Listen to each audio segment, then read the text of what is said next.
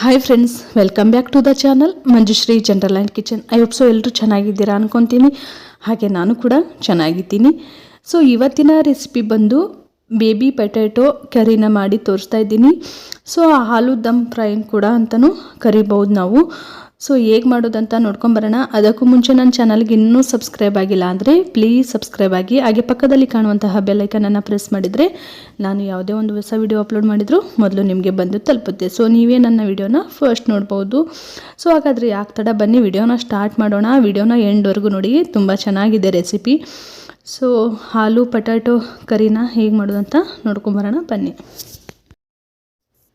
ಮೊದಲಿಗೆ ನಾನಿಲ್ಲಿ ಸುಮಾರು 8ರಿಂದ 10 ಆಲೂಗಡ್ಡೆನ ತೊಗೊಂಡಿದ್ದೀನಿ. ಬೇಬಿ ಆಲೂ ನೋಡ್ಬೋದು. ಚೆನ್ನಾಗಿ ತೊಳೆದ್ಬಿಟ್ಟು ಮತ್ತು ಕುದಿಸ್ಬಿಟ್ಟು ಸಿಪ್ಪೆನ ತೆಗೆದು ಇಟ್ಕೊಂಡಿದ್ದೀನಿ ಆಲ್ರೆಡಿ ನಾನು. ಆನಂತರ ಸುಮಾರು ಒಂದು 2ರಿಂದ 3 ಟೊಮೆಟೊನ ಪ್ಯೂರಿ ಮಾಡಿ ಇಟ್ಕೊಂಡಿದ್ದೀನಿ. ನೋಡಿ, ಈ ಥರ ಚಿಕ್ಕದಾಗಿ ಎಲ್ಲಾದರೂ ಆಲೂಗಡ್ಡೆ ಸಿಕ್ಕರೆ ತೊಗೊಂಡು ಬನ್ನಿ, ತುಂಬ ಚೆನ್ನಾಗಾಗುತ್ತೆ ಟೇಸ್ಟು. ಆನಂತರ 1 ಸ್ಪೂನಷ್ಟು ಮೊಸರನ್ನ ತೊಗೊಂಡಿದ್ದೀನಿ, 1 ಹಸಿರು ಮೆಣಸಿನ್ಕಾಯಿ, ಕೊತ್ತಂಬರಿ, ಆಮೇಲೆ ಕರಿಬೇವು, ಕಸೂರಿ ಮೇಥಿ, 1 ಈರುಳ್ಳಿನ ತೊಗೊಂಡಿದ್ದೀನಿ, ಸಣ್ಣದಾಗಿ ಹೆಚ್ಚಬೇಕು, ಜೀರಿಗೆ, ಸಾಸಿವೆ ನೋಡಿ. ಆಮೇಲೆ ಒಗ್ಗರಣೆಗೆ ಎಣ್ಣೆ ಬೇಕಾಗುತ್ತೆ. ಈಗ ನಾನು ಮಸಾಲ ಐಟಮ್ಸ್ನ ತೋರಿಸ್ತಾ ಇದ್ದೀನಿ. ನಾನು ಗರಂ ಮಸಾಲ ತೊಗೊಂಡಿದ್ದೀನಿ. ನೀವು ಎಗ್ ಮಸಾಲ ಇಷ್ಟ ಇದ್ದರೆ ಹಾಕ್ಕೊಳ್ಬೋದು, ತುಂಬ ಚೆನ್ನಾಗಾಗುತ್ತೆ ಅಂತೆ. ಸೊ ನನಗೂ ಗೊತ್ತಿಲ್ಲ, ಬಟ್ ನಾನು ಹಾಕ್ಕೊಳ್ತಾ ಇರೋದು ಗರಂ ಮಸಾಲ. ಆಮೇಲೆ ಅಚ್ಕಾರದ ಪುಡಿ, ಧನಿಯಾ ಪುಡಿ, ಅರಿಶಿಣ, ಉಪ್ಪು ಇಷ್ಟಿದ್ರೆ ಸಾಕು. ಮನೆಯಲ್ಲಿ ಏನಿರುತ್ತೋ ಅದನ್ನೇ ಬಳಸಿಬಿಟ್ಟು ನಾವು ರೆಸ್ಟೋರೆಂಟ್ ಸ್ಟೈಲ್ನಲ್ಲಿ ಕೂಡ ಅಡುಗೆ ಮಾಡ್ಕೊಂಡು ತಿನ್ಬೋದು ಅಲ್ವಾ. ಸೊ ಬನ್ನಿ, ಹಾಗಾದರೆ ಈ ಒಂದು ಬೇಬಿ ಪೊಟ್ಯಾಟೊ ಕರಿ ಆಗ್ಬೋದು ಅಥವಾ ದಮ್ ಫ್ರೈ ಆಗ್ಬೋದು, ಯಾವ ರೀತಿ ಮಾಡೋದಂತ ನೋಡ್ಕೊಂಬರೋಣ. ಒಲೆ ಮೇಲೆ ಇವಾಗ ನಾನು ಒಂದು ಪಾತ್ರೆನ ಇಟ್ಕೊಂಡಿದ್ದೀನಿ. ಅದಕ್ಕೆ ಸುಮಾರು 2ರಿಂದ 3 ಸ್ಪೂನಷ್ಟು ಆಯಿಲನ್ನು ಹಾಕಿದ್ದೀನಿ. ಸೊ ಒಂದು ಕ್ಲಿಪ್ಸು ಮಿಸ್ ಆಗಿದೆ, ಹಾಗಾಗಿ. ಸೊ ಎಣ್ಣೆ ಬಿಸಿ ಆದ ನಂತರ ನಾನು ಜೀರಿಗೆ, ಸಾಸಿವೆನ ಹಾಕ್ಕೊಳ್ತಾ ಇದ್ದೀನಿ. ನಿಮಗೆ ಸಾಸಿವೆ ಬೇಡ ಅಂದರೆ ಬರೀ ಜೀರಿಗೆ ಹಾಕ್ಕೊಳ್ಬೋದು, ಅಥವಾ ಸಾಜೀರಿಗೆ ಬರುತ್ತಲ್ವ, ಸೊ ಅದನ್ನಾದರೂ ಹಾಕ್ಕೊಳ್ಬೋದು. ಇವಾಗ ನಾನು 1 ಹಸಿಮೆಣಸಿನ್ಕಾಯಿನ ಈ ಥರ ಉದ್ದಕ್ಕೆ ಕಟ್ ಮಾಡಿ ಹಾಕ್ಕೊಳ್ತಾ ಇದ್ದೀನಿ. ಆನಂತರ 1 ಸಣ್ಣದಾಗಿ ಹೆಚ್ಚಿರೋ ಈರುಳ್ಳಿ ಕೂಡ ಹಾಕ್ಕೊಳ್ತಾ ಇದ್ದೀನಿ. ಸೊ ಇವಾಗ ಕರಿಬೇವನ್ನು ಕೂಡ ಆ್ಯಡ್ ಮಾಡ್ಕೋತಾ ಇದ್ದೀನಿ.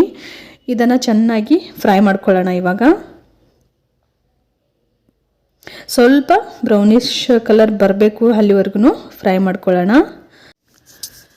ಒಂದೇ ಒಂದು ಸಲ ಈ ರೆಸಿಪಿನ ಟ್ರೈ ಮಾಡಿ, ಖಂಡಿತ ವಾರದಲ್ಲಿ 1 ಸಲ ಅಥವಾ 2 ಸಲ ಮಾಡ್ತೀರಾ. ಮಕ್ಕಳು ಏನಾದರೂ ಆಲೂಗಡ್ಡೆ ತಿನ್ನಲ್ಲ ಅಂದರೆ ಇಷ್ಟಪಟ್ಟು ತಿಂತಾರೆ. ಈ ಒಂದು ಆಲೂ ಫ್ರೈ ಏನಿದೆ, ದಮ್ ಫ್ರೈ ಅಂತಲೂ ಹೇಳ್ಬೋದು. ತುಂಬಾ ಚೆನ್ನಾಗಾಗುತ್ತೆ, ತುಂಬ ಅಂದರೆ ತುಂಬ ಚೆನ್ನಾಗಾಗುತ್ತೆ. ಸೊ ಈರುಳ್ಳಿ ಫ್ರೈ ಆದ ನಂತರ ನಾನು ಟೊಮೆಟೊ ಪ್ಯೂರಿನ ಹಾಕ್ಕೊಳ್ತಾ ಇದ್ದೀನಿ. ಸೊ ಹುಳಿ ಟೊಮೆಟೊ ಇದ್ದರೆ ನೀವು 1 ಹಾಕ್ಕೊಳ್ಳಿ, ಇಲ್ಲ ಅಂದರೆ ಮೀಡಿಯಮ್ ಹುಳಿ ಇತ್ತು ಅಂದರೆ 2 ಹಾಕ್ಕೊಳ್ಬೋದು. ಇವಾಗ ಟೊಮೆಟೊ ಪ್ಯೂರಿ ಹಾಕಿದ ನಂತರ ಸ್ವಲ್ಪ ಬಾಡಿಸ್ಕೊಳ್ತಾ ಇದ್ದೀನಿ. ಸ್ವಲ್ಪ ಫ್ರೈ ಮಾಡ್ಕೊಳ್ಬೇಕು, ಆ ಒಂದು ಟೊಮೆಟೊ ಹಸಿ ವಾಸನೆ ಹೋಗೋವರೆಗೂ. ಇವಾಗ ಟೊಮೆಟೊ ಚೆನ್ನಾಗಿ ಫ್ರೈ ಆಯಿತು. ಫ್ರೈ ಆದಮೇಲೆ ನಾನು ಎಲ್ಲ ಸ್ಪೈಸಸ್ನು ಕೂಡ ಹಾಕ್ಕೊಳ್ತಾ ಇದ್ದೀನಿ. ಧನಿಯಾ ಪುಡಿ, ಅರಿಶಿಣ, ಉಪ್ಪು ಮತ್ತು ಅಚ್ಕಾರದ ಪುಡಿ, ಗರಂ ಮಸಾಲ ಇಷ್ಟನ್ನು ಒಟ್ಟಿಗೆ ಹಾಕ್ಕೊಂಡ್ಬಿಟ್ಟು ಚೆನ್ನಾಗಿ ಮತ್ತೊಮ್ಮೆ ಮಿಕ್ಸ್ ಮಾಡ್ಕೊಳ್ತಾ ಇದ್ದೀನಿ. ಇದನ್ನು ಕೂಡ ನಾವು ಹಸಿ ವಾಸನೆ ಹೋಗೋವರೆಗೂ ಇದೇ ಥರನೇ ಫ್ರೈ ಮಾಡಬೇಕು, ಸುಮಾರು 2ರಿಂದ 3 ನಿಮಿಷ. ಏನಿದೆ ನೋಡಿ, ಈ ಥರ ಎಣ್ಣೆ ಬಿಡ್ತಾ ಇದೆ ಅಲ್ವಾ, ಈ ಥರ ಎಣ್ಣೆ ಬಿಟ್ಟಾಗಲೇ ಸೈಡ್ಗೆ ಅದು ಒಂದು ಟೇಸ್ಟ್ ಅದ್ಭುತವಾಗಿ ಸಿಗುತ್ತೆ. ನಾವು ಯಾವುದೇ ಒಂದು ರೆಸ್ಟೋರೆಂಟ್ ಸ್ಟೈಲ್ನಲ್ಲಿ ರೆಸಿಪೀಸ್ನ ಮಾಡ್ತೀವಿ ಅಂದರೆ ಈ ಒಂದು ಟ್ರಿಕ್ಸು ತುಂಬಾ ಇಂಪಾರ್ಟೆಂಟ್ ಆಗುತ್ತೆ. ಇವಾಗ ಈ ಒಂದು ಗ್ರೇವಿನ 5 ನಿಮಿಷ ಮುಚ್ಚಳ ಮುಚ್ಚಿ ಬೇಯಿಸ್ಕೊಂಡಾದ್ಮೇಲೆ ತೋರಿಸ್ತಾ ಇದ್ದೀನಿ. ನೋಡ್ಬೋದು ಎಷ್ಟು ಚೆನ್ನಾಗಿ ಎಣ್ಣೆ ಬಿಟ್ಟಿದೆ ಸುತ್ತಲೂ ಅಂತ. ಸೊ ಅಲ್ವಾ, ಇವಾಗ ಎಲ್ಲನೂ ಮತ್ತೊಮ್ಮೆ ಮಿಕ್ಸ್ ಮಾಡಿಬಿಟ್ಟು ಇದಕ್ಕೆ ನಾನು ಸುಮಾರು 1ರಿಂದ 1.5 ಸ್ಪೂನಷ್ಟು ಮೊಸರನ್ನು ತಗೊಂಡಿದ್ದೀನಿ. ಆ ಮೊಸರನ್ನು ಈ ಒಂದು ಗ್ರೇವಿಗೆ ಹಾಕ್ಕೊಳ್ತಾ ಇದ್ದೀನಿ. ಮೊಸರು ಹಾಕ್ಕೊಳ್ಬೋದು, ಇಲ್ಲ ನೀವು ಕ್ರೀಮ್ ಇದೆ, ಫ್ರೆಶ್ ಕ್ರೀಮ್ ಅಂದರೂ ಕೂಡ ಹಾಕ್ಕೊಳ್ಬೋದು. ಸ್ವಲ್ಪ ಮೊಸರು ಹುಳಿ ಇರೋದನ್ನು ನೋಡಿಬಿಟ್ಟು ತೊಗೊಳ್ಳಿ, ಜಾಸ್ತಿ ಹುಳಿ ಇರೋದನ್ನು ಹಾಕಬೇಡಿ. ಆಲ್ರೆಡಿ ನಾವು ಟೊಮೆಟೊ ಹಾಕಿರೋದ್ರಿಂದ ಸ್ವಲ್ಪ ಹುಳಿ ಆಗಿರುತ್ತೆ, ಹಾಗಾಗಿ ಸ್ವಲ್ಪ ಸಪ್ಪಗೆ ಇರೋ ಮೊಸರನ್ನು ತೊಗೊಳ್ಳಿ, ಇಲ್ಲಾಂದರೆ ಫ್ರೆಶ್ ಕ್ರೀಮ್ ಕೂಡ ಹಾಕ್ಕೊಳ್ಬೋದು. ಸೊ ಮೊಸರನ್ನು ಹಾಕಿಬಿಟ್ಟು ಚೆನ್ನಾಗಿ ಮತ್ತೊಮ್ಮೆ ಮಿಕ್ಸ್ ಮಾಡ್ತಾ ಇದ್ದೀನಿ. ಸೊ ಮಿಕ್ಸ್ ಮಾಡಿಬಿಟ್ಟು ಮತ್ತೆ ಏನು ತುಂಬ ಹೊತ್ತು ಬೇಯಿಸ್ಬೇಕಾಗಿಲ್ಲ. ಜಸ್ಟ್ ಇವಾಗ ಆಲೂಗಡ್ಡೆ ಹಾಕ್ಕೊಂಡ್ಬಿಟ್ರೆ ಸಾಕು. ನೋಡ್ಬೋದು ಎಲ್ಲ ಬೇಯಿಸಿ ಸಿಪ್ಪೆ ತೆಗೆದಿರೋ ಆಲೂಗಡ್ಡೆ ಹಾಕ್ಕೊಳ್ತಾ ಇದ್ದೀನಿ ಇವಾಗ. ಸೊ ನಿಮ್ಮ ಮನೆಯಲ್ಲಿ ಎಷ್ಟು ಜನ ಇರ್ತೀರೋ ಅಷ್ಟನ್ನು ನೋಡಿಬಿಟ್ಟು ನೀವು ಮಾಡ್ಕೊಳ್ಬೋದು. ನಾನಿಲ್ಲಿ ಸುಮಾರು 2-3 ಜನಕ್ಕೆ ಮಾಡ್ತಾ ಇದ್ದೀನಿ. ಚಪಾತಿ ಜೊತೆಗೆ ಮತ್ತು ರೊಟ್ಟಿ ಜೊತೆಗೆ, ರೈಸ್ ಜೊತೆಗೆ, ಎಲ್ಲದ್ರ ಜೊತೆಗೂ ಒಳ್ಳೆ ಕಾಂಬಿನೇಷನ್ನು. ಸ್ವಲ್ಪ 1 ಕಪ್ನಷ್ಟು ನೀರನ್ನು ಹಾಕ್ಕೊಂಡಿದ್ದೀನಿ. ನಿಮ್ಮ ಒಂದು ಗ್ರೇವಿ ಎಷ್ಟು ಬೇಕೋ, ನಿಮಗೆ ಗ್ರೇವಿ ಎಷ್ಟು ಬೇಕೋ ಅಷ್ಟನ್ನು ನೋಡ್ಕೊಂಡ್ಬಿಟ್ಟು ನೀರನ್ನು ಹಾಕ್ಕೊಳ್ಬೋದು. ನಾನು 1 ಕಪ್ನಷ್ಟು ನೀರನ್ನು ಹಾಕ್ಕೊಂಡಿದ್ದೀನಿ. ಸೊ ಇವಾಗ ಮುಚ್ಚಳ ಮುಚ್ಚಿ ಸುಮಾರು 5 ನಿಮಿಷ ನಾನು ಮತ್ತೊಮ್ಮೆ ಇದೆಲ್ಲನೂ ಬೇಯಿಸ್ಕೊಳ್ತೀನಿ. ಸುಮಾರು ಒಂದು 5 ನಿಮಿಷ ಆದಮೇಲೆ ನಾನು ಇಲ್ಲಿ ತೋರಿಸ್ತಾ ಇದ್ದೀನಿ. ನೋಡ್ಬೋದು ಎಷ್ಟೊಂದು ಚೆನ್ನಾಗಿ ಬಂದಿದೆ ಅಂತ.